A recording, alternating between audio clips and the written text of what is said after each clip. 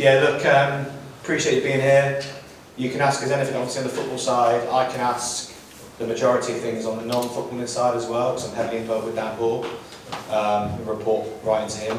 All I would ask this evening, please, and I know people would want to ask, I think out of respect, can we not have any questions on Steve Thompson, please? Because I think it's respectful to Steve. He's not here today, but he's employed by the club, and we all work very closely with Steve. Obviously, if you've got any concerns about that or want to ask me anything to do with dynamics, then come and speak to me after. I'll be here, if that's okay, if everyone's fine with that. But yeah, let's get going, really.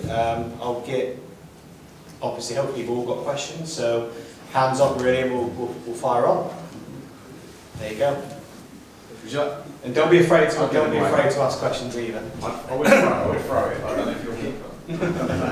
You're right. Can I say, first off, how much I've enjoyed the under-23 games. I know we haven't had many people come to it, but people have said, oh, it's too political, it's all to do with National League and the FA Cup, and that they'll be stealing our players and all things like that. And I must agree, though, because seeing our young players against the Tottenham players and the West Bromwich Albion, I think they did very well against them. So I can understand the feeling there.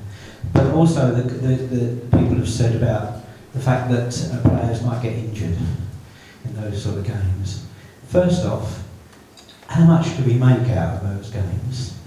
And secondly, what does Ben feel about those games? That's two questions. The third one I'm just going to ask is, we had a trialist last week when we played in the Essex Senior Cup. I thought he was a good player. He had something about him. But those that weren't here, for those that they should have been, but he did well. But the first half, he went to pull the trigger and he fell over. and he proceeded to do exactly the same thing in the second half. So I wonder what Ben feels about him. Anyway, I'll just pass it on. You go money first, and then I'll go. Yes, sir. I think people might have seen, I think I've had a few people ask me about the National League Cup, especially on Twitter and online as well, and face-to-face. I think firstly, it's really hard for us. I think myself as a football fan, if I pull myself away from the club, even with the Papa John's trophy, which I know everyone knows, you've coached in it, you've played in it, there was bad press with that. I was similar, I hated it, and then when Plymouth, my team, got to Wembley, I was one of 40,000 then, I was loving the day. So it was quite hard. But I think for us, firstly, I think all of the costs to host those games, I don't know if you know, are covered by the Premier League teams. So it doesn't cost us to put those games on. I think secondly, I'll allow them to go into more detail on it, but we do not have a reserve team programme, so we cannot give minutes to players, so it's crucial for us to allow some of those younger players minutes to play. And thirdly, it's really tough because the prize money is very, very high. It's sort of first round level FA Cup money if you win. And if we don't win the money, I don't know if anyone knows this, and the Premier League team wins, the money goes back into the pot to be distributed to those National League teams. So actually, it's great. And I think thirdly, I know it's hard, I know fans don't want to attend, but for us, I think as a club, trying to be sustainable, trying to break even and trying to have sort of a rosier future, we have fans asking, are we going to sign another centre midfielder, are we going to bring a left back in, or whatever we're going to do. If we had 500 fans at those games, over those 4 games, I could bring in 2 players. So I think every part of that tournament for us is crucial. And actually, we want to win it as well. We want to win it. So for me personally, I'll let them talk about anything else, but we've got some young players, your Ralph Firegrasses, your Jason Adeguns, your Oscars, there's some other ones, your Harrison Days. They've all had chances to impress at different stages, but for us it's crucial to get extra minutes. Yes, players can get injured in that tournament, but players can get injured playing in the league. They can get injured in training or anything else. Or obviously I know the argument of the FA Cup ties. Replays, for me, look, I miss the replays. But again, if we have a replay, we might get injuries in the replay. So I think I'll let Lou answer a bit more about the trialist as well, who apparently can hit a barn door, and I probably agree to those points there, but had some ability, and then I'll let sort of Ben give his thoughts on that as well. Thank you. Firstly, apologies for my late arrival. No, the games have been really good for our squad in general. I think especially, as James touched on already, that we don't have a reserve team fixture list, so trying to keep people ready and fit and available has been massive for us. You've got to look at sort of the last FA Cup game, we were able to chuck Luca Woodhouse straight in and play 90 minutes off the back of not really having a lot of games running into that, but that was because he'd done well in the previous rounds of the National League Cup. Obviously it's the first year of it, so it's going to have its TV problems in terms of how many clubs have actually agreed to be in it and stayed in it, but for a club like ours to be able to go and compete against those players at under 21 level with a Cat 1, it allows us to be able to see those players, one, but also two, be able to test our younger players. So we've obviously this year taken on the emerging talent. It's probably more me and Stu sort of remit in making sure that we can keep an eye on them, making sure they're out playing games, and that's part of it, sort of those games that we're playing. But yeah, like also it was an exciting game. I watched. I wasn't here on Tuesday because I went to go and scout a game for us because obviously we've got Wimbledon in the next round of the cup, so I was at that one. But I watched it back on Wednesday. But you look at the first one when we played Tottenham, 5-all. It's enjoyable for everyone on the outside, maybe not for us so much on the inside when we're trying to coach things. But it was definitely a way for us to get games into the players. And obviously I come back and touch on when you spoke about injuries. Boys can get injured walking down the street. Unfortunately, that's just part and parcel of the sport that we play, and that they're going to get injured, whether that's training, whether that's walking their dog, or as you saw in the press the other day with the Ipswich lad, he got injured doing the washing up. So we don't want to pass on to the gaffer. Cheers, Lou. Adding on to what Lou's just said there, I think I know it was in the National League Cup game, but taking the midweek game we had last week into account, Trent Reynolds was able to get 60 minutes, which was really important for us.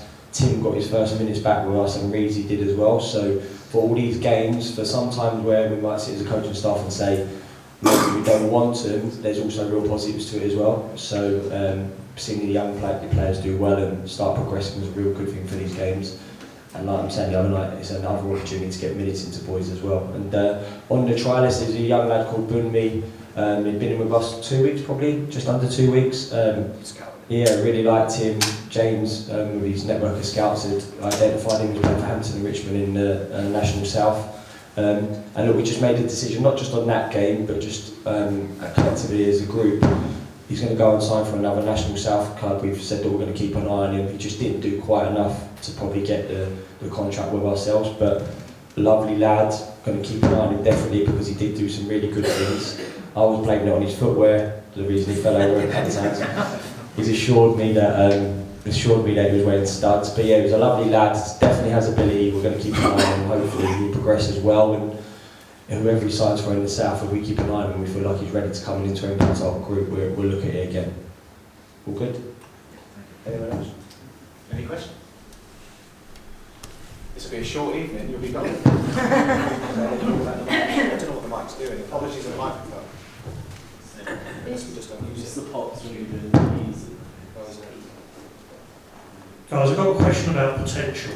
Not where the club's going to be, but the potential of the current squad that we've got, where you thought they would be. Are we achieving that potential at the moment? I personally don't think we are, from what we've seen. If that is the case, do we know where we're not? Do we have a plan to put something in place to get there? And if we do achieve that potential, where do you think we will be at the end of the season?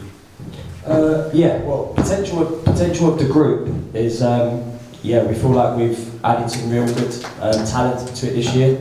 I think I spoke a lot last year about the reliance on goals, and it was probably something like NEF film last year that was a reliance on our goals. We wanted to definitely add more players in the attacking third that we felt like could add to that, so it wasn't just on one person. And I think we've done that. We've obviously signing Josh Umara, adding Dion, Hilly still being there, Josh Rees, even young Dylan Stevenson. So I feel like we've got better in that aspect. I think things that have held us back this year in terms of reaching the potential has been at key times players getting injured in certain areas. So we've always had to change partnerships, whether that be in defence, central midfield. We didn't foresee that being a big problem at the start of the season, but our central midfield combinations across this season have been endless. I think, speaking openly and honestly, if you'd have said to me that Harry Phipps would have played centre midfield at the start of this season, I would have said centre half, centre forward perhaps.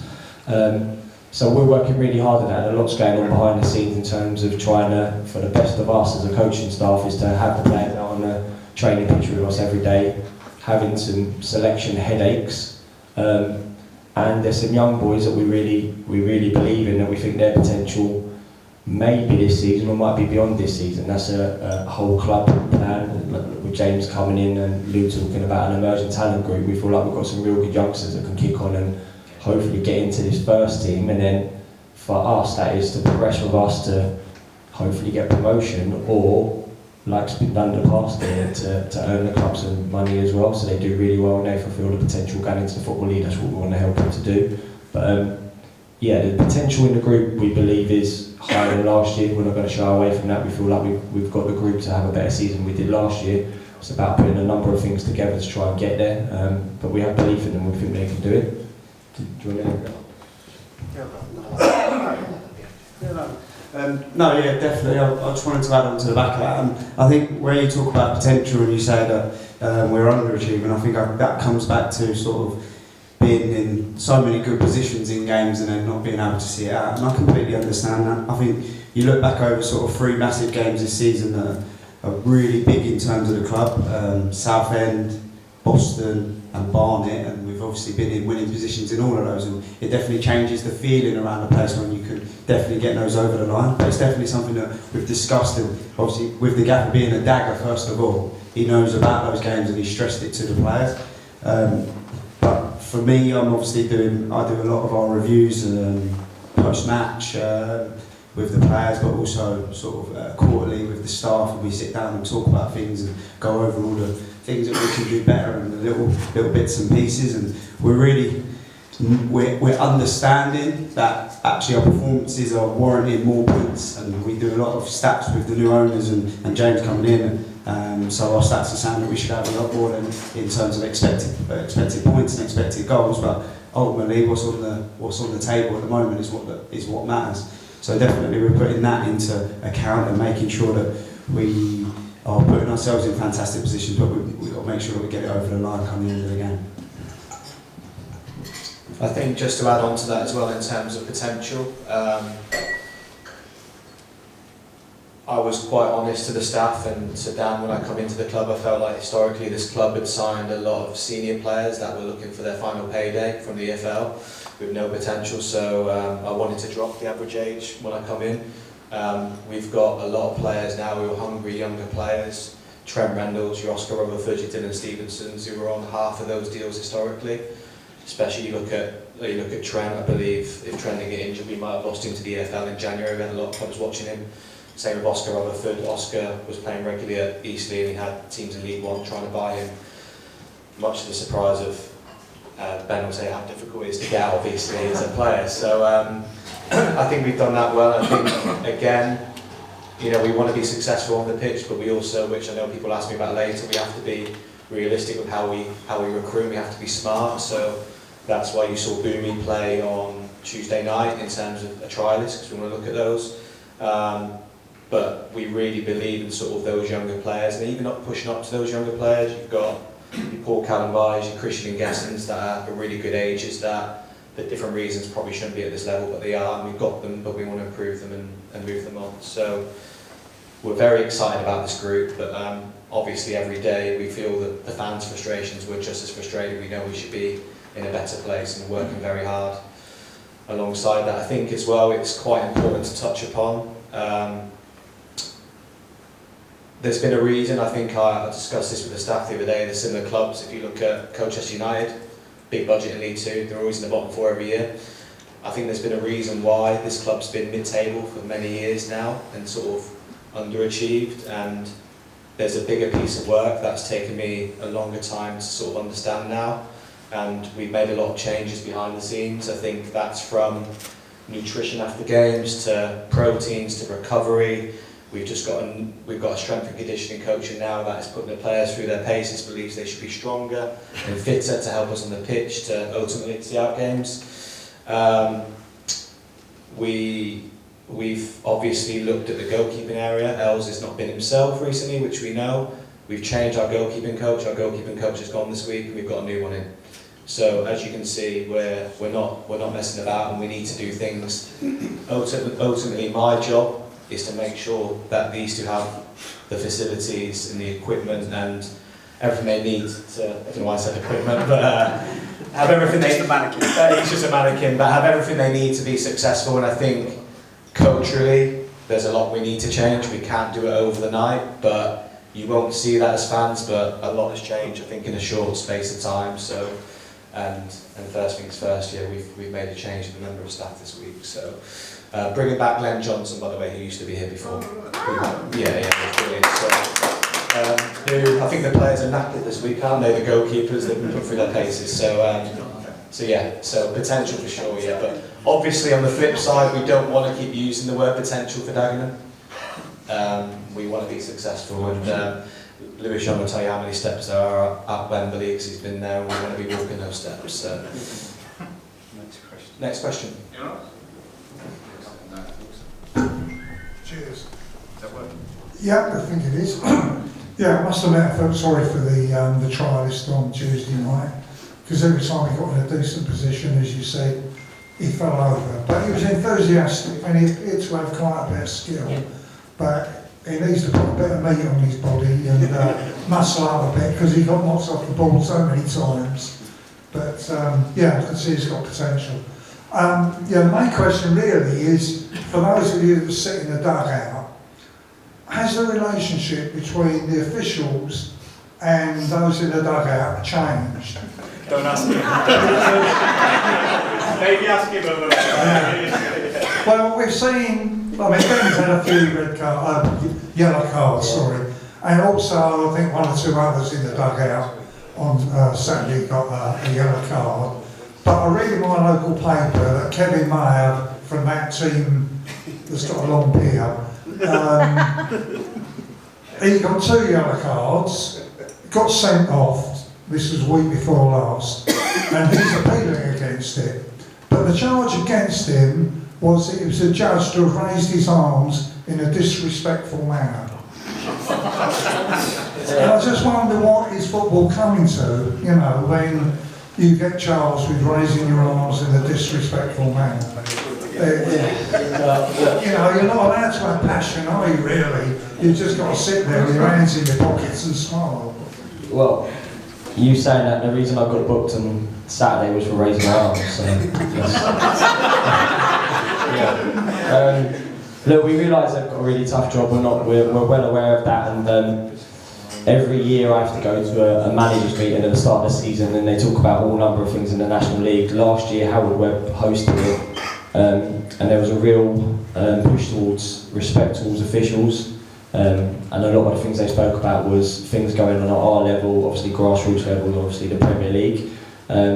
Probably remember it, not last year but the year before, Jurgen Klopp got in trouble for getting into a fourth official's face on the sideline. Arteta was done a couple of times for leaving his technical area, and they said that they're going to have a real clampdown on anything in the technical area. So look, we're all being well aware of it. It's really hard to control your emotions. I tried explaining to the referee after the game on Saturday that the emotions from the bench and the players on the pitch was they felt like a penalty being given one end for one thing, and then it seemed pretty similar, maybe differences in the challenge the other end, and we didn't get it. And trying to get them to understand that we're only human beings, we're going to show emotions. And me speaking to you now, I use my hands to speak. Everyone uses emojis on phones and stuff like now. The biggest one is putting your arms out is you're unsure about something or you're asking a question. Most of the time that is it. They see that as something that all of you as a crowd can see, so they think you're showing some sort of disrespect towards referees. But look, we're trying our hardest to not get caught up in that sort of stuff. We are, but I don't think it's going to go away. If I'm being completely honest, I think it's only going to probably get worse for managers and staff. Dean Brennan was supposed to be suspended on Saturday. He's appealing it. He would have been in the technical area. Kevin Mayer, as you're saying there, would be. And look, I know them two as people that come up against. They're fiercely competitive, but I do think they're both good guys as well. So I don't see them being ones that berate referees and any of that sort of stuff. So it's getting harder, but that's just the nature of football. Unfortunately, we've got to adapt with it. And if it is affecting local football or kids football, then we've got to respect it and try and help as well. But yeah, I'm preaching here, but I'll probably get booked again tomorrow. So. But I'm trying not to, that's what I'm trying to do. Who's that? Yeah, hi. I know there's no easy games in this league, and I thought the way we played against Crewe Alexander, we really stepped up first half, which was superb. And I thought the defence were immense in the second half as well. But then we go to Boston, and as I say, I know no game's easy, and I note your post-match interview, Steph, with just to prove that we do watch them. In the first half, you said they pushed us, but we overcame that, and in the second half, they came out and didn't push us so much, and I felt they didn't have to because we just kept giving them the ball all the time. How do we get it into the team that they need to carry on playing their second halves the way they played the first half? Don't protect the 1-0, go for 2, go for 3, just carry on playing the way you play. And Barnet, 3-1 up against Barnet. And unfortunately, they gave 2 penalties away, one of them disputable, I thought, but why are we not going for the kill? Well, firstly, the Barnet game, I think maybe if we hadn't tried and gone for the kill, we weren't trying to sit back and be happy with 3-1, we were trying to score 4 and 5. I think some of the things that maybe led into them getting chances against Barnet was maybe we should have got players to sit in their positions a little bit more. A couple of things happened within that period. It was a 12-minute period where we went from being 3-1 up, giving 2 penalties away, and then the 4th goal going in the way it did. And most other games I'm able to talk about tactical decisions and things we get wrong on the sideline. We were openly enough to say that, and tactics, but I have to be honest, I think on Saturday the 1st and the 4th goal were mistakes. I do feel like there was, and the 2nd and 3rd ones, which were penalties, I think Phipps made a bad decision which he apologised for after the game. And the one with Oscar, watched it back, the lad kicks against him, is it harsh? But that one I'm able to not be comfortable with, but understand it was individual errors. The Boston game, which we spoke about, was a new manager took charge. We watched the build-up from their last 2 games, and they pressed us, and they pressed the teams that they were playing against. It was really aggressive in what they did. First half, they come after us and pressed us, and we was able to pass around them and get into the areas we wanted to get attacking chances. In the second half, they didn't come after us and press. They sat off into a mid-block. People say mid-block, they didn't go and press really high up, go after our defenders, they let our defenders have it. Where we struggled against Boston, and it weren't just Boston, we struggled against Boston with it, we struggled against Yeovil with it, and we struggled against Woking with it. When they sat off and allowed us to have the ball, we didn't progress it enough, where there wasn't enough forward movement, there wasn't enough unselfish runs beyond to create chances. And we're trying to help the boys to understand when moments and games change, you might have been passing through them and doing really well, but you might have to go a little bit more direct in this moment to get into the final third to then get your bits of play. So, and I know it's a frustration for the fans, the home form and the away form, and the perception of, are we playing differently away from home? We're really not setting them up to be any differently away from home, I promise you that. We haven't got a set of tactics to be at home and a set of tactics to be away, we really haven't. We just found in certain games away from home that, and in every game this season we've lost, it's been by 1 goal. The game against Crewe was really tight. We got the 1 goal lead. They had to come out against us, do things slightly differently. Then they started throwing more players forward. Then we got more chances against them.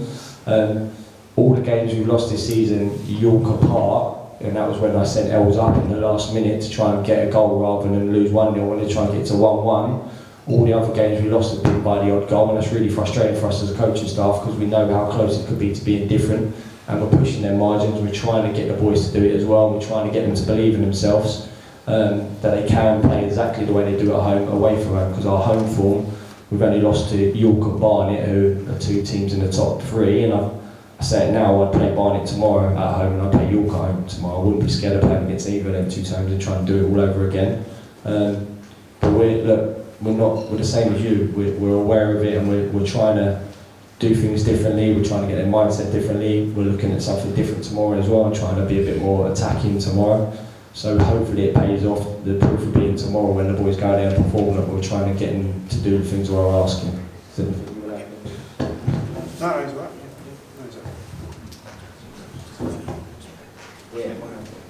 I probably don't need the microphone. Can you hear me? Yeah, I can hear you. Can hear you every match day. Thank you. Hopefully I don't ask the question that might have been asked before I got here. You know, you said about the players with the potential and the players that come in who are younger and to develop them. I'm probably going to ask a question that maybe it's on a lot of the fans' minds, is that when will we get to a point where then players all play together as a team? So when will the club be looking, will it be next season or the year after? Because in all the years, in the last, say, I don't know, 6 or 7 years I've been coming to watch the team, all the players that we get of that young group go out on loan, and sometimes they come back into the side, or sometimes they don't get back into our side and they go off to lower teams. So when will all them players come together as a team? Because I know the structure needed behind that, as in like coaches and transport and money for kits, and I know that's a big outlay for the club, but if you're going to have an academy, they have to play together as a team, don't they? Yeah, I think I'll answer the sort of financial and recruitment side of that, and I'll give it to Lou. I think the 4 players we've signed in that group, so you've got Ralph Lygrass, who we're very excited about, who's an exceptional trainer for us, and the players really like him. Hard for Ralph when he comes into full games because he's not match sharp, but we try. And I think it's been a credit to Ralph because he's been chosen by the staff to be the first sub on. He's already played 50 to 100 games in non-league at 19 years old. You've then got Harrison Day, as we know, top goal scorer last year for Concord, played a lot of games. We've taken Jason Adigan again, another high potential player. What kills Jason is we've got the best number 10 in the league, I believe, in Josh Rees, so not easy for Jason. So I think in those situations I'll let Lou talk about the team and stuff, but you know, do we hold those players here for the sake of holding here, but we want to get them out playing?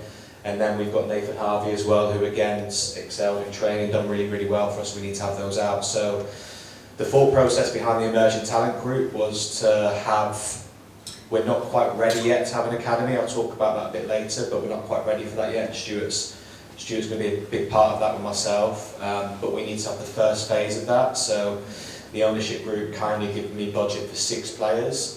The reason why you saw players like Boomy on Saturday, and we've had another one in who's training with us still now from Step 4, who's a good young player. He's been with us now for about 4 or 5 weeks. The reason why we have them in and we look at them, because if we sign these players, one, we have to make sure that they can play in the first team, you know, at least within the next 12 months. I think someone like Ralph's been an exception where he's not going anywhere and the staff have not wanted him to go anywhere. And 2, those players, we have to make sure that we believe we can sell them on. That's the next step. So I think with Ralph's first proper game for us was behind the closed doors game against Charlton. He played against a fullback that played in the Championship last year, and Ralph scored twice and he tore them to shreds, didn't he, in that game. So, and we've got people asking us about him. I think the Cowleys were asking us on Tuesday night about him. So that's what we want to happen, and we have to do that. I think we're still on the lookout for 2 more. We might, you know, we hopefully would see someone. I went to Kidlington versus Hadley on Wednesday night. It was the coldest night of my life with about 4 fans. But I went to watch another striker that's got lots of goals that we've been referred. So we're out all the time doing it. And we've got, you know, I've got a team of 4 analyst scouts who are covering about 16 games a week online and in person. So we're trying to make sure it's hard for us. We can't go and compete with Oldham Athletic. We can't do that. So that's where we have to be realistic. But we have to go and find the next one, like, you know, like a Ralph or someone we pay a few £100 a week and we develop. So it's a longer term process, but in terms of what we do with the academy and further stuff I'll talk about a bit later because I'll let Lou finish this, but it's a process, but we're quite excited about those players and we want to find more. Yeah, look, it would be lovely to be able to put ball into the team tomorrow and play, but you have to look at Nathan Harvey, competition with Elliot Justin, Ralph Lygrass, competition with Dion Pereira, Jason Adigan, competition with Josh Rees, and Harrison Day, competition with Josh Rimmer.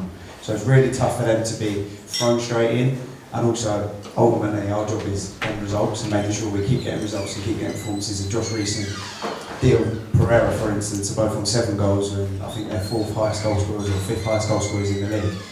Elliot Justin's been one our captain, one our stalwart, but also one of the best servants for the club for years. So we have to understand that, but on the flip side, of course we want to be in that progression and in that pathway of being trying to get into the team. And Ralph's a fine one to talk about because he came in and with all the idea of going straight back out on loan. I had 4 or 5 South clubs going to take him, and well, he's not gone. He's on the bench every week. That week, everyone within the club, everyone who sees him every day loves him. Touching on what James has said there, we've had numerous trialists in. Every week we're having a new one because something that the club was based on probably back when the manager was playing, it was always trying to bring in people from lower, give them an opportunity and then sort of let them go on. We've had Craig McHale-Smith's come in a couple of times. We've had, I'm trying to think of how many, there's been probably 4 or 5 of the manager's players who have come in who have done that, have come back in and starting to see sort of the same sort of clock starting to spin in terms of that trying to start to happen at the club, and that's been a massive testament to James and the manager to try and get that going. But like I said, it would be lovely for all 4 of them to come straight in this season and go straight into the team, but that's just not how football works. But they're definitely on the pathway, and listen, they all played on Tuesday and done really, really well. Could they be back in the team by Tuesday? You never know. You never know. Yeah. Yeah, so we've I don't want to go too much into finances because obviously I think James will talk about it, but in terms of our budget, it's obviously decreased from the season before. True? Yeah, we're just to manage that, we're probably bottom 10 in the league for budget. But what we've done is as James said before, already touched on it in terms of the age profile and profile of players with high potential. We've brought in Dylan Stevenson, we've brought in Oscar Rutherford, these kind of players who are in that little bracket above sort of the young emerging talent ones, and now you're seeing Oscar's sort of cemented his place in the team. So we're hoping that the same thing happens for anyone that comes in, and the best thing for us is we haven't got any favourites. Maybe the manager has got a couple, but we haven't got any favourites across this group, and we love all of them. They're all the same. We want them all to play and perform, but that's unfortunately, again, that's not football and that's not the level we're at. Next question. I've seen that in some games that we get into the final third and we're just passing it sort of around the box and we go back to the centre backs. Is it not worth like sort of getting, as we get closer to the box, like taking a shot? Because remember we played at Eastleigh and Mariah's got sort of on the edge of the box and had a shot and he scored. Like, can we not do that more? Or? Yeah, I'd love them to do that more, yeah. If Junior could do more of them shots into the top corner, yeah, of course. Yeah, look, our job is to get them into that attacking third with the talented boys that we have, and then give them ideas once they get there in terms of the type of crosses we'll look to be put in the movements for the strikers, the freedom of a Junior to strike that ball the way he did, to score the goal he did. Even Christian and Gesson, before he joined us this season, never scored a goal. He scored one similar against Fylde, I think it was the game before.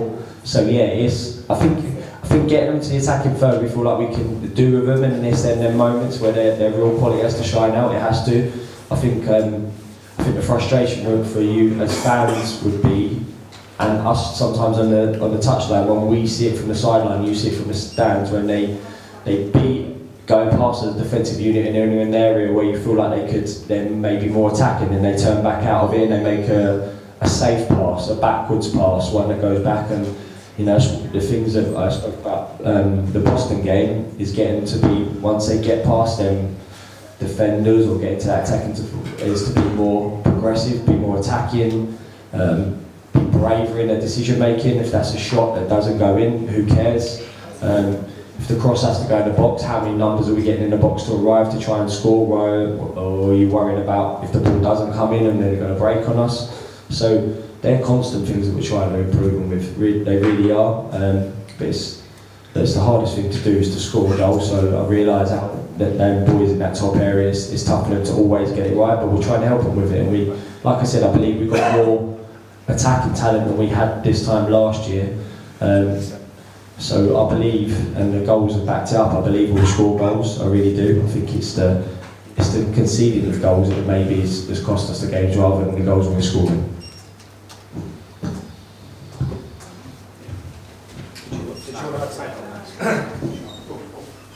We play now on a very good plastic pitch for our Monday to Friday, or whatever days you do these days.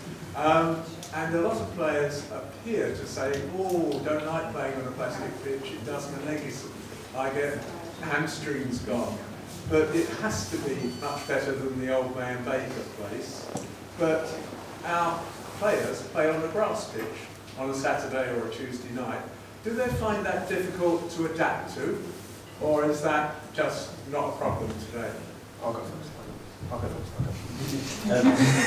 Sorry. No, you go ahead. No, it's all good. I was just going to come back and touch on you and say that 100% we want the boys to get to the final third and we want them to score, but I think we're the 6th highest scorers in the league, so we are in terms of our goal scoring, and it comes back to a point earlier made. It's the frustration because consistently, if they could do that, then one, we'd be at the top end of the league, and also two, these players would be getting nicked in Januaries and the end of the season. So that is the worry, but also we definitely have the players to be able to go out there and get 2s and 3s every week. Because we get so many chances in games, like we get into the final third quite a lot, even against like the better teams. So I just think maybe like take a few more shots if we can. 100%. It's definitely not our aim is to get all the way to the final third and keep the ball up.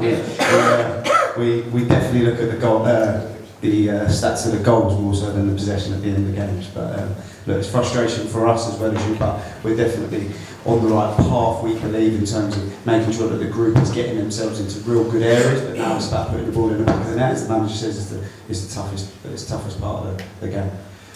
Come back to you.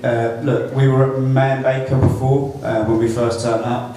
In terms of in terms of the structure of the place and how it was set up, it wasn't great for us. We used to turn up on a Monday, me and the manager and Stu, and we wouldn't see some of the players till we'd see them on a Saturday at a game. They'd turn up on a Monday, we wouldn't see them, and then we'd see them again on Tuesday.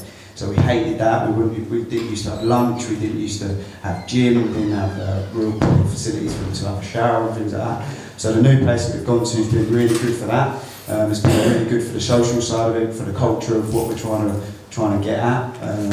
We haven't had many muscular injuries from training, which has been a real good benefit. But if in an ideal world, we'd be straight on a grass pitch, exactly the same as the pitch out here. But again, we have to understand that the actual area around us hasn't got much in terms of us being able to own our own place at the moment. But again, that's the long-term vision. And I think James will come on to that in a sec. But like I say, the facility that we've got now is fantastic. We've got a gym there, we've got, we're able to come back and have nutrition together, we're able to spend more time together, we're able to train regardless of the weather, even though it's a bit windy and cold today. I think our groundsman Mitch, who many of you might know, exceptional, great person, but he's even said in what we spoke about, there's no real science behind both of those pitches now with the grass and that. I think it's to do with the pressure. And actually, Mitch has actually hammered both pitches and said there's no difference really. I think in terms of, that's improved so much since May and Baker. After that was before I arrived, but there's even more we're doing now. Bryony, our head of medical, is brilliant, but she's tried to do a job of probably 3 people on her own. That's how budgets are. So when I've come in, I've said to the guys we need to change this, and I've had to beg, borrow and steal to Dan Hall for money. So we brought in a very experienced S&C coach who's worked in Olympic teams, and he's brought back now the whole science around our injuries, where they need to strengthen, and the players are on I'd say quite a decent training plan now to get stronger. There's certain players who want to get stronger and fitter, see out games. On top of that as well, Lou asked me if we could bring in someone when we have back-to-back Tuesday, Saturday games to come and do yoga and recovery and stretching. So we've got that happening now, which has probably been unheard of at this club. Not seen many people doing yoga in Dagenham, so we're taking every steps to do that.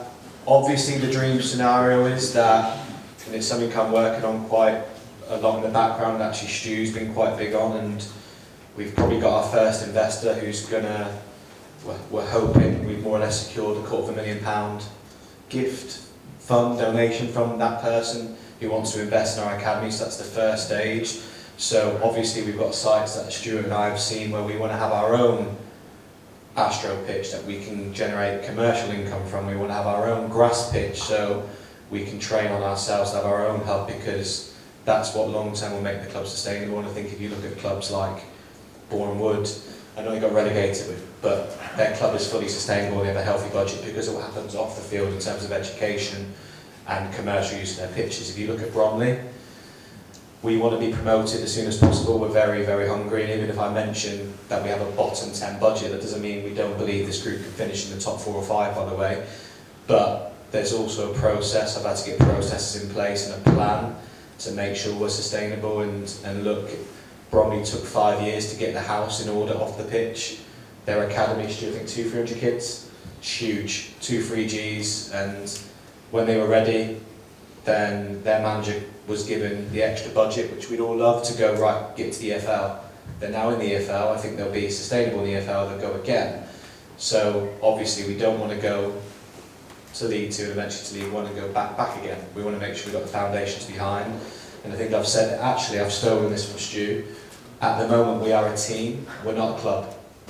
We do not service the community enough, and we've spoken about this, so that's something that we really want to tackle. I know we have Dennis who does the great work in the community, but I think as a club we need to do more to reach out to our players, and we're already working with certain local youth teams to partner with them to start to sort of have a pathway to younger players. We've got a couple here who are in our Barking College team as well, so don't hide boys, but there's a lot going on behind the scenes, and very exciting times. But yeah, I've been asking Dan Hall every day for about 15 million for our own facility. I think that's like a fiver for him, but he's being tight. So, but he knows that we've got the right sponsors and the right people that want to engage in this club. And Paul, I know you've met a few of them that we've hosted in on Matchday, so it's exciting times. Yeah. Mike? James, I was just going to say, on that last piece, Yeah. is there a club that you want to model us on? Have you seen somebody go ahead and do all that? You mentioned Bromley. Are there other clubs in the league that are, I'm trying to think of, you probably won't want to mention Exeter, were down here a couple of years ago. They're now League One, sustainable and everything else. That very, very big. Let's not talk about Exeter, so But, are there models that you're looking to follow? Are there people who trailed that beforehand that we want to do? I think I'd like Stu to join on this, but Stu will tell you there's teams in the south locally that are doing better programmes than us at the moment. I think it'd be good for you to touch on really in terms of the education side. Look, I think there's lots of clubs similar levels, so if you look at clubs like Dartford, Ledgely, really the vision for us would be to have a fully functioning academy youth set up from an under-21 B team programme all the way down to our pre-academy, mini daggers. That's the dream. It's not it's not an unrealistic vision, is it at all? Because we know it's possible, and it's just about us all working together and making sure we can get the support required to get that off the ground. And as much as it takes money as well, it takes people. And I'm sure it'll be something that, look, the club's had it previously, so it's definitely something that's possible, and that is the vision. It's just going to take a little bit of time to get it off the ground, but that's what's needed. And I think on that, we're hoping, touch wood, from January that we'll start the first phase of that. So we're going to do elite trainer, we called them. Ideally, we'd like to have some kind of talent identification centre where we can at least start inviting players of all ages to come in to have a look in preparation for going into next season, and we can actually start putting teams together. And I don't think it's about it necessarily stealing players from other clubs, because we want to be with the community, not against it. So it's about actually making sure that we partner with the correct clubs and we can add value to them and make sure that we're also servicing and helping them at the same time. So yeah, so that would be the plan going forward. Yeah. We did a look, you missed it. We did an emerging talent showcase trial day game in the summer. It was supposed to be 2 teams. It's about 150 kids there, and then we had people turn up on the day saying, "I want to play." It was pure chaos, but that shows you what we can do as a brand in the area. And I go back to us not really being a club at the moment, more of a team. We need to do more with that. But yeah, we want to start those talent ID centres in Jan, and they will be free as well for young boys and girls. And obviously we've got 26% of our population in this area are under 16 years old. That's huge. So we need to tap into that market as well for the next generation of players, but also the next generation of fans here as well. So we need to do work around that. So there's a whole bigger picture. Again, I'll touch on that. I've worked with Dagenham United and some other teams recently to give them a couple 100 tickets. So look, if you've got schools that you're part of, your children or grandchildren are at schools, we'll give school tickets away, because we need to get kids in the building and sort of inspire them to support us. And we've been quite lucky, I think. The first round they saw Gateshead at home, so we bought season tickets after that, to be fair. But we're in a really good position. There's a longer process with that, but I'm pushing hard to have our own facility within the next 3 years. That's what we want to do. So. You had a question? Yeah, that's when Rice being a half-season loan, if I remember. Is there any plans to extend it? Yeah, so we'll look at the junior situation. It's obviously it's one what we'd want to happen, which is one thing, and obviously junior would have to want to stay as well as part of that, and then obviously there's Notts County to take into account as well what they want to do. So I think, is junior the only one that ends in January? Okay, so junior will be one that we'll address in the coming weeks leading into January, and also Luca Woodhouse as well. So he's similar where he's will end. It might be slightly different with Luca because obviously he's part of Wickham's development group, like we're talking about there, the sort of B team setup. So I think as long as they feel like he's getting better, improving, he's happy, I think that's pretty easy to do. With junior, he's obviously more of an experienced player. It's a different situation with Notts County. All the other loan players have all got to the end of the season, so we won't really have to think about them too much. They're probably the only two that we have to think about in junior. Like I'm saying, we'd like him to stay, but it's got to work for all parties. Yeah, listen, I believe he's happy. He seemed really happy today, didn't he? He was very loud and boisterous today in training. He's got a good personality, and it took him a while to get back to the junior. We know he left, and I was gutted when I probably lost him in the first week or 2 weeks for taking over as a manager. It was a big blow to lose him and to get him back. He hadn't played as much. I think he'd openly say he didn't come in his fittest of shapes when he got with us because of stuff that was going on at his county and his baby and stuff like that. We certainly feel like his performances are getting better and better, and you all seen that as well. And I know you like Junior's enthusiasm as fans, so it's what we like as well. Yes. You touched a bit earlier, James, on getting more people of the area to come round to the club and know the club's here. I've raised this about 3 or 4 different fan forums. At that end of the ground, Pondfield Road, if you actually walked coming on Pondfield Road in a car, you wouldn't know there was a ground here. There is no advertisements, there's no signs, there's nothing to say this is Dagenham and Redbridge. So when Raynham Road South is blocked or there's something wrong with it, Pondfield is the run through, yeah? So loads of cars will be coming down here. Is there any reason why the club can't put advertising on the back of the big stand, or at the edge of the car park, or something like that, just so they know people know it's here? It's a really good point. I think you don't really know it until you see the Victoria Road sign at the end. Yeah. At the end there. Couple of things. I sometimes go into central London for meetings to do with Dagenham, and I think even when you come off of Dagenham East up the steps, there's a whole plain wall there. I think we should speak to TFL to get that mural or whatever with Dagenham. There used to be a banner on the railings. Okay, it's on the interesting railings to know. in the middle of the road, there was a banner advertising the ground, plus a big arrow showing you where it went. I think on that as well, Dan has been trying to make contact with the 2 terrace houses at the end to paint the Dagenham logo on the side of the house, but pay them to do it. So I know we're looking at that. Genuinely, I've not really thought about that side actually, so it's a really good point. But it is something that Dan wants to do. He wants to go. I don't know if anyone's watched any football in Dublin or Cork, but if you go to any games there, a lot of the terrace houses have got murals all on the side. I think the clubs pay the houses to do it, or whatever they do. So or a free season ticket or free carvery or whatever they get. So, but I think that's stuff we want to do and we need to do, because you wouldn't know there's a club here unless you knew. If you just take a walk down there and have a look one day, go down to the road and look back, it looks like a big old warehouse, back of the stand. You wouldn't have a clue. You wouldn't have a clue. I'll make a note. Question? Yes. At the back. Just one, James was just mentioning a second ago about we don't even know that there's a ground here.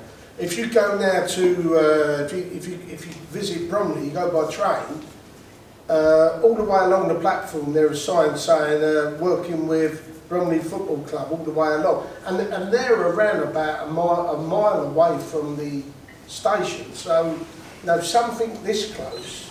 I mean, I don't know how much TFL would charge if we had something put up at the station. It's probably some extortionate amount, but it may be something worth looking into. I think you're right. I think even Stu and I talk about this. Stu's a regular visitor of Enjoy Cafe on a match day, and we go in there, and I think even, you know, you go to some clubs around the country, and even those cafes and businesses, they've got Dagenham scarves and pictures everywhere. So I think we need to do more with that, and we've spoken about that, to be fair. So I think it's a really good point. I'll look into the TFL side.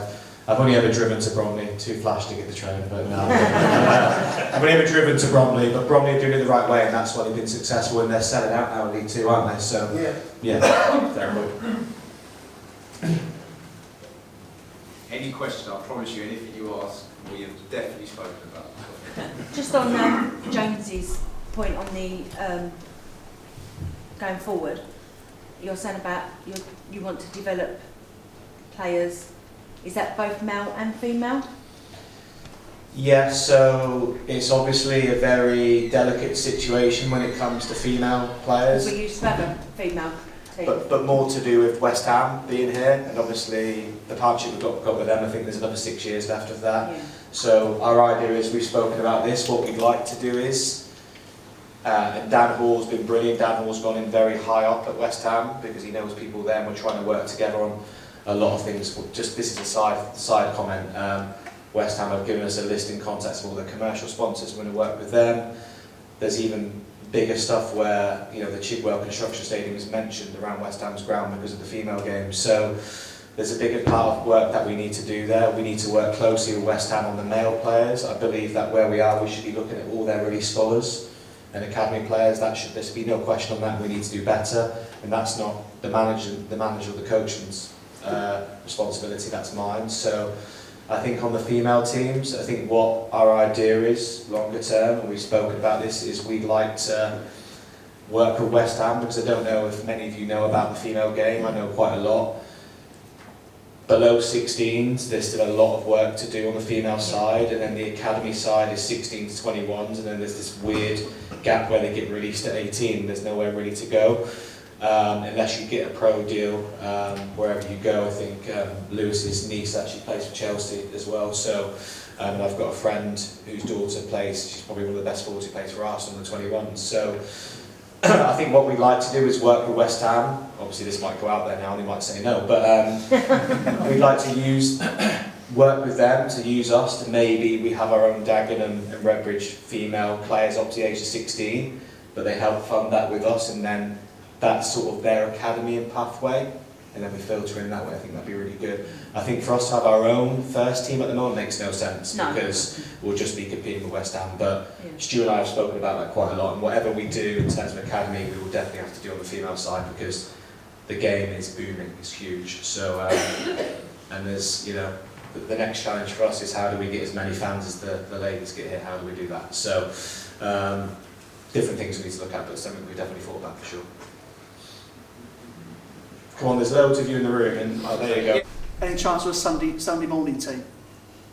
Are you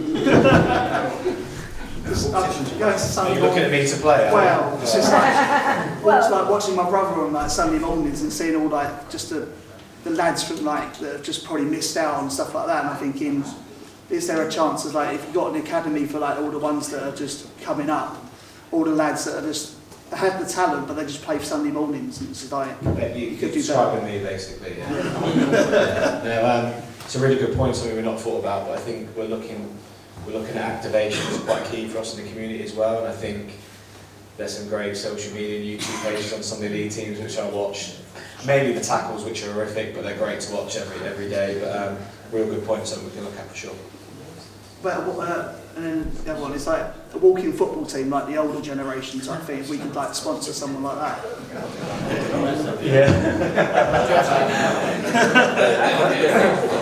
I think the walking football team stuff would go through Dennis and the trust. That's something. But I think they have done it before. They have done it before. Something I mentioned Dennis for sure. Into the likes of Sam Ling and the rest that aren't playing at the moment. Have we got any update, or can you give us an update on where we are with some of those? Yeah, definitely. Firstly, another one that we inherited from Darryl from before, which has been brilliant. I'm working really close unison to Brian in terms of sort of return to plays and boys that are injured. Injured boys at the moment. Sam Ling went down, was it away at Ultramir, if I think I'm right. We thought it was more serious injury than it was, so we've been really thankful. He's back out on the training pitch, not quite integrated into the group just yet. He's in doing one-on-one sessions himself, but he's back out running, moving, so it's really good to see him back outside. Obviously, Tim Akinola's just literally got back into training last week, got his first minutes on Tuesday, so that was a massive benefit for us.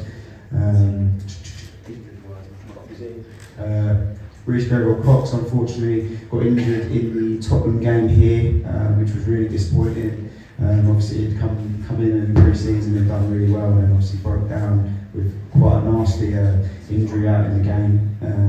Connor Lawless, another one who had really serious injury early on in the season, another miss for us, especially in that centre of the park. He's now progressing really well in the gym, but again another knee injury that's just unfortunate. Him and all three of those injuries are ones that nothing that we could have done about. Like I said, they've got the best possible care in terms of Bryony, and she's taking them and making sure that they go and do all their appointments when she has to, and also making sure they've got real detailed plans to make sure they return to play well. And then I think the last one is. That's it, yeah, so now we've obviously picked up another injury on Tuesday from Hess, and that was, again, we're going to wait for the scan results to make sure we can give like a prognosis on how long he's going to be.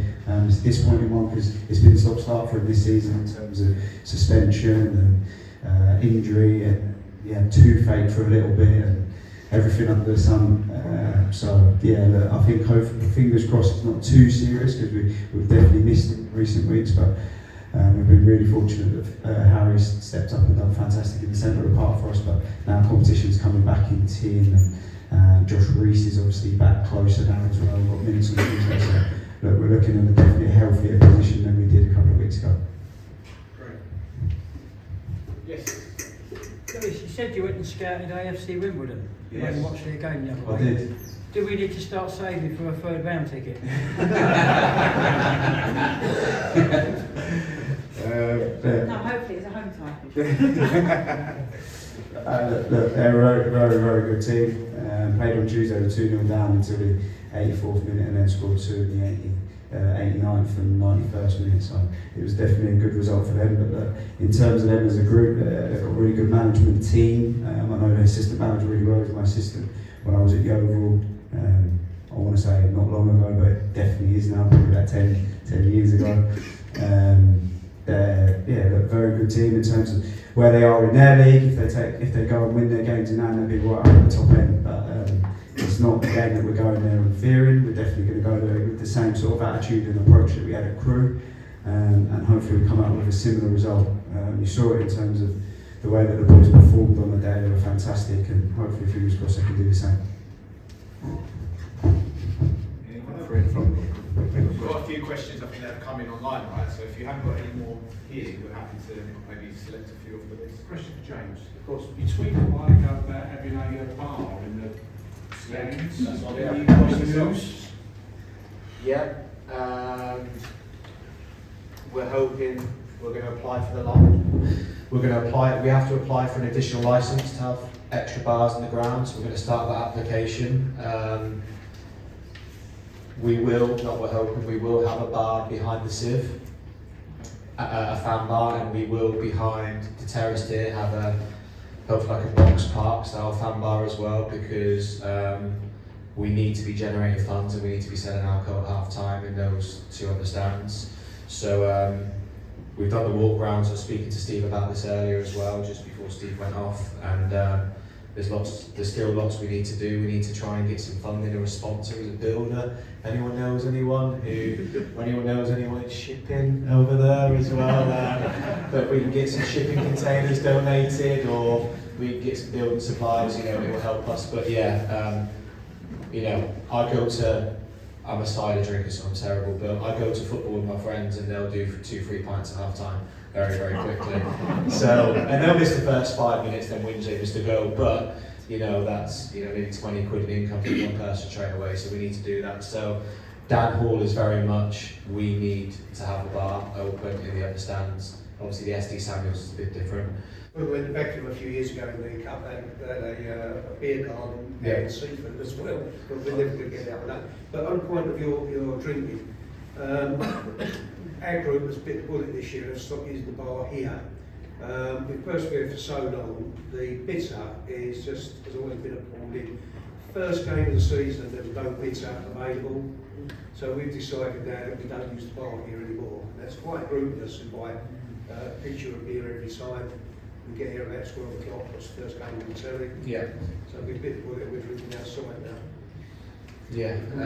On many occasions, the beer's not particularly well kept. I agree that obviously you've got a barrel on and it's not used then for another 2 weeks because we're away. I know you still have events going on in the club as well, so whether they're cleared out of those events and it's used up or it's not used up, it's just not, there's not a reasonable supply of beer or bitter in that bar. I have spoken to Chris and said, well, why don't you get some poly pins in? There's a local small brewery at Brentwood, I've spoken to them, and they can supply poly pins.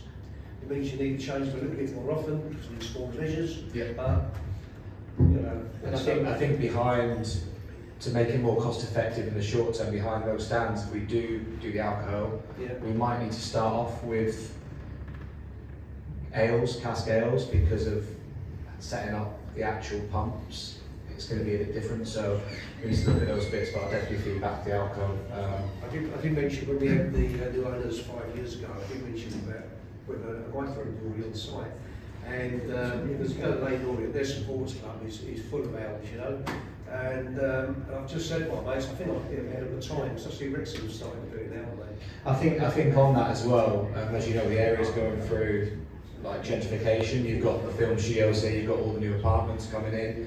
I think if you look at, I actually took Dan to Millwall versus Leeds, one for him to see how crazy it was, but two just to see, and we were at a game with sort of 70,000 Millwall fans, but in the area we were in, there was a good 500 hipsters that had gone for the food and drink outside and for football, so I think we need to service our current fans, but we need to bring different fans into the club. I think anyone that went to Dulwich in pre-season, Dulwich, you know. No, I've got to say, all the grounds we've been to in this league, above and below, they were the best for catering. And look, Harrison Day is going to play there tomorrow in front of 3,000 fans. Yeah. So, but their 3,000 fans probably go, not even to watch football, they're just eating and drinking. But we want our core fans, but we also need to get other income streams in, and people come because of food and drink. Can I just make one other point? When we went to Great Alexander, we drank in their sports club, which was well stocked with beers.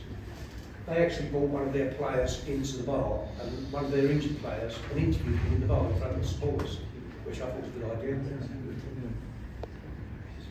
You're saying about like obviously serving maybe alcohol. I mean, obviously I can't drink because I'm on duty, but serving alcohol. But when we went to Yeovil, they had what you would call like an old mobile burger bar, which was actually just for alcohol. I think it's some sort of drinks in there. It was all bottles. Yeah, we could look at that. I think we'd have to do plastic cups or bottles over there, and I think we have to be careful. Portwin will tell you, hey, you can't be in view of the pitch, as you all know, so we need to look at different areas, and there's additional costs then with extra stewards to make sure that they don't take them in view of the pitch, but it's the top of our, obviously, for me personally, the football side's the top of my list, but it's something I've been helping Dan with and trying to engage your fans on, but it's important. Anything else? I'm just gonna, there's a few questions here. Yeah, go big. Okay. Do you want to answer all these? Yeah, go. What do you put a lack of clean sheets down to in 2024? Oh yeah, sorry, I'll give up the mic. You don't blame Pass the mic. Yeah, pass the mic. You need to left now, you can't blame Scott. No, I wasn't going to blame him. Don't know if anyone is overly bored with formations, but when I first come back to the football club and looked at how we wanted to do things, and then the profile of players we had at the start of last season, we played 3-5-2. So three centre halves with probably more defensive-minded full-backs in that area, whether it be Josh Hare, whether it be Sam Ling. We obviously signed Lewis Page. I think Westy maybe played there a little bit for us as well. And then we spoke as a group about what we wanted to be, and we wanted to be a bit more attacking and have some more threats. And then you see the people like Ryan Hill got fit, we played him wide. We added Shiloh Remy to the group. That led into them bringing Dion Pereira into the group. So I think we've tried to get more attacking players onto the pitch to score more goals and to be more on the front foot, which we like to be. And I think that's probably taken away a little bit from our defensive clean sheets, because I know the question earlier, but Lewis has just stated it. We are the 6th highest goal scorers in the league. we've got a +8 goal difference. I know that might be because we scored 7 past Gateshead, but we still had to score 7 past Gateshead. We also scored 7 past Oxford City last year as well. So the problem definitely hasn't been the scoring of goals, it probably is keeping them out the other end. And yeah, it's something we've been looking at ourselves to try and be a little bit better defensively, but to not take away from the attacking threats that we have. But I think, being honest, I think the change of formation and putting more attacking players in the team has probably impacted the defensive side of it. And Lewis was a defender, so I'm not sure Lewis is overly happy about it as well, because he prides himself on clean sheets, and all the boys do. I remember the Fylde game when we was 4-0 up. All I was thinking about was them not scoring, because I didn't want to see Elliot Justin coming in if we conceded late in that game, or some of the defenders as well. So I think a little bit is down to formation. Us trying to be a little bit more attack minded at times. Maybe we're not got as many as we did in, what was it, this after 2024, was it? Yeah. So the year before. What you're saying about change formation. When we played like 3 or 5 when we got Mark, like one of the seasons where we conceded like 78 goals a season, and we haven't conceded this many so far. Like we're only losing by 1 or 2, whereas like before we were losing like 5, 6-0, 4-0, and conceding 4 or 5 goals per game. But so it has improved in that sense, but then going forward, it's definitely improved going forward as well. Yeah, look, it's trying to add all them things together, and it's not talking out of turn of previous regimes. I think the Achilles heel for the team to get to the playoffs prior to us being in was the defensive record. I think when we took over, I think they conceded something like 16 or 17 goals from set plays, so that was obviously something that we really wanted to look at, and I want to be careful and talking about set plays, because Tamworth, who we play tomorrow, are very set play dominant. They've got, I don't know if anyone's seen it, but when you get there tomorrow, don't be surprised if there's a guy throwing the ball in from the dugout into the penalty area. Honestly, it's the longest throw in the league. So something we concentrated on, set plays definitely was. I think looking at the profile of the defenders as well, previously, people like Will Wright, although he was a defender, I think he was a guy that wanted to attack, step out from the back.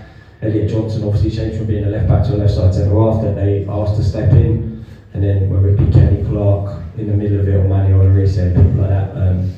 But yeah, definitely the defensive side of it, I feel that we have done better, but we always want to get more clean sheets. That's a definite.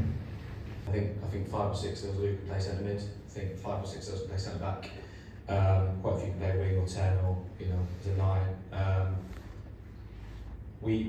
I don't use an excuse, but we have a budget, so we can't just keep spending money.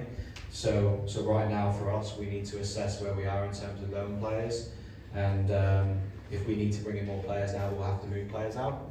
We know that, so that will be the next process, and we are, as I've mentioned before, it doesn't mean we can't do it, because I think Strebs knows, like when Sutton got promoted and won this league, they did it with a very small squad.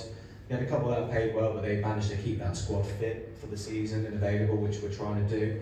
But we're up against it. When we played York City, which was a really frustrating game to feel like when the 4th official went down, it sort of killed us a bit. But 3 of their players on that pitch were on more collectively than all of our starting 11 and our subs.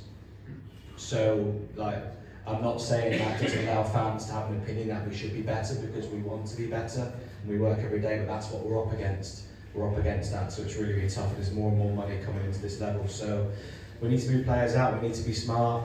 We need to work stronger and harder with our local teams here, with your West Hams, Orient, Spurs, Arsenal's, those ones for loanies. But we've got our next targets and positions, and I'm always pushing. I think they'll tell you I'm always pushing these 2. Do you need a player? Do we need to get one out? Do we need to improve here? And sort of that's my job, to make sure they've got the tools to succeed. So that's that. Quite a direct question here, but Ben wanted to answer it.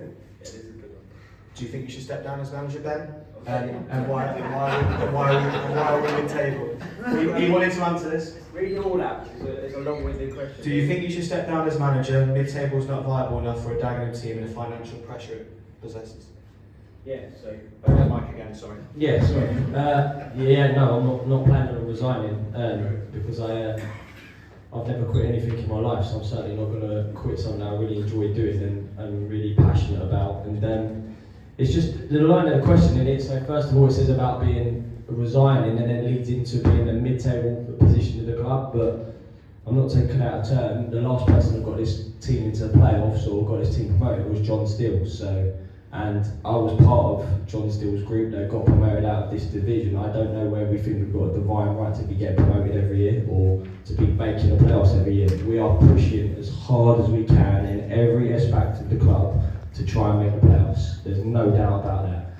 But it has to be done the right way, and James has talked about it a lot. We have to be set up to do it properly, and I'm very passionate about whenever the time is, not resigning, leaving the football club, that I leave the football club in a better position than when I found it. So we'll talk about a bigger picture of things, but when I walked into the football club and we was training at Mayon Baker, I was like, I played at Mayon Baker 20 years and I got promoted, but that doesn't mean it's right for us to be there now trying to get promoted. So we looked at the training ground that I got back to and I wanted to be there. I was going in after training and none of the players were coming in, they wasn't getting any fuel inside them, they weren't eating together, they weren't spending time together apart from on the training pitch. We was like, right, we've got to get the food sorted. We've been passionately talking about it and Stu become part of it because I want to get the youth team set up. I want the youth team to be set up behind the scenes whenever I leave. I want there to be a sports scientist to help with the injuries, to try and make sure that we got our best players on the football pitch at all times. That's what we want. So all the things we're trying to put in place is for this club to be successful now and in the future.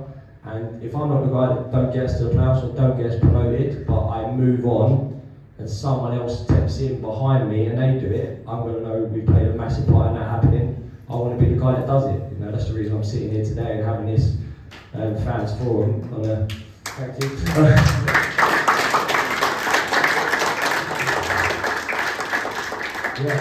The reason we're having a fans forum on a Friday night, James said to me after the game against Barnet, we don't have to do it. I'm like, why do we not have to do it? What, because we lost against Barnet, I can't sit in front of people and answer questions and talk about it. We've got Tamworth tomorrow. We'll deal with Tamworth tomorrow. It's important to answer questions and it's important to address things, and not just when things are amazing. Would it have been easy to do the fans forum after we beat Crewe? Of course it would.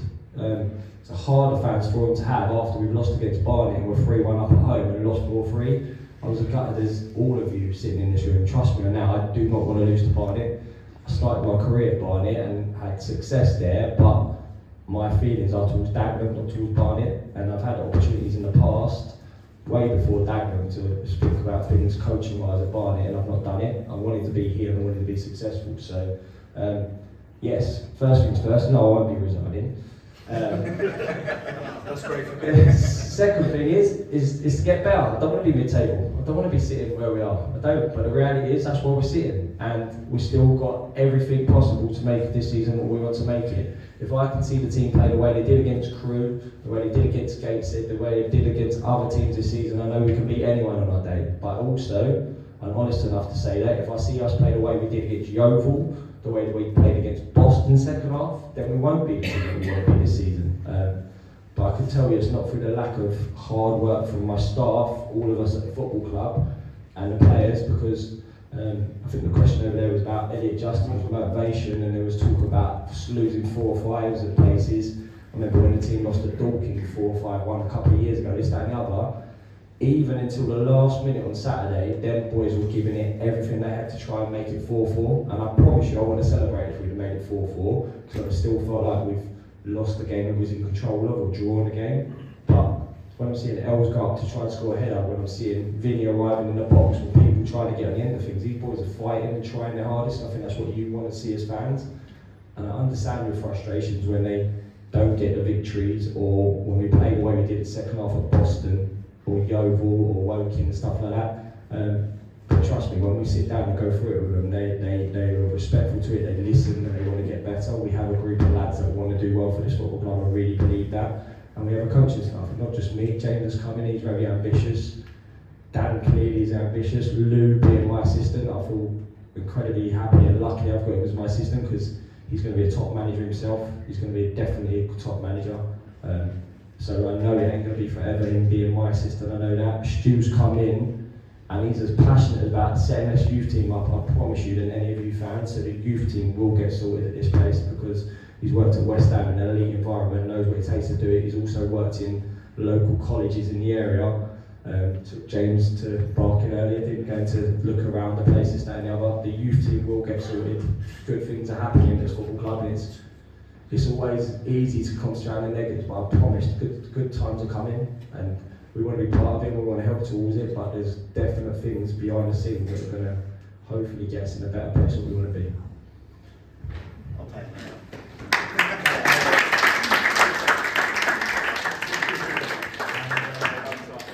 Just to close on that, I'll ask you a question. You've not said much for ages. No, I'm alright. I'm fine on it. That's the big one. Is it a good one? No, so just on that, because we've spoken a lot about where we are, but this is quite a long question, but I'll strip it down. We'll sort of win one, lose one, draw one, go on a bad run, go on a good run. You know, what's the plan now to get us back into that position? Well, firstly, I would wrap up by saying thanks to everyone for coming out tonight. It's been really good. It's been really good for us in terms of our preparation for it, like having to sit down and review things and making sure that we were prepared and ready. We obviously get to see a couple of you. I can see two of you in particular. We see every Friday training sessions with the boys, and you can see sort of the atmosphere and the work that goes into what we're trying to do. And that then has to show on a Saturday, and that's the big thing that we try and stress to the players all the time. Consistency over performance, consistency over behaviour, consistency over being humble as humans. Like, regardless of us winning 7-1 against Gateshead, losing 1-0 at Woking, we've always got to stay the same. So we try and treat them the same all the way, and that's what we ask of them in terms of their performance when they go out there on a Saturday. Can we say tomorrow that they're going to go out there and win 4-0? No. But can we say they're going to go out there and fight and run and try and do everything that we ask of them? 100%. And that's one thing that we're really proud of as staff, that we know going into every game what our team's going to look like in terms of their desire and their want. And if you look at it and you strip it back, and I've stripped it back and gone through all the games, apart from York, in terms of our losses, it's been a 1-goal swing. So it's definitely fine margins in terms of that little bit that we're missing. But if we had it, I think every team would be at the top and everyone would use it. But it's definitely something that we've got to definitely put our finger on. I think it comes down to training. I think it's come down to availability of players. So that's why, like James has said, he's gone out of his way and gone over and beyond for us to make sure that we've got the best possible person in terms of S&C. In terms of goals conceded, he's gone out and got a new goalie coach for us. So definitely we're getting the support, and we can feel the support. And now it's down to us to keep putting that confidence into the players to go on and go and take that one last step, because that's all I think it is. I don't think it's that the group aren't good enough. I don't think it's that the group haven't got themselves in good positions. It's about just finishing it off now. I think we're comfortable enough to say it. We know that we've been in the league going into majority of games, if not barring 2 away from home, and we know in terms of our away from last season to this season, complete polar opposite. But we also know that this year we've concentrated more about making sure that we go and score more goals. So that then takes a little bit away from our defensive. But we also understand that, but we're also going, okay, but we've not got to leave points on the board or points on the table. And that's one thing that we've definitely looked at over the last 2 weeks, and making sure that we keep motivating these boys to make sure they go and making sure they go and take this season by the scruff of the neck, because there's not many seasons when they're going to look around in the changing room and have the quality that they've got next to them. Yes, we've got one of the lowest budgets, but we definitely back all of these boys to go and finish up in the EFL if they've not already. Thank you, everyone. We'll be around for a few minutes if you want to ask us anything more personally, but thanks for coming tonight. Hopefully you enjoyed it, give you a bit of insight, and see you tomorrow. Brilliant. Cheers. Thank you.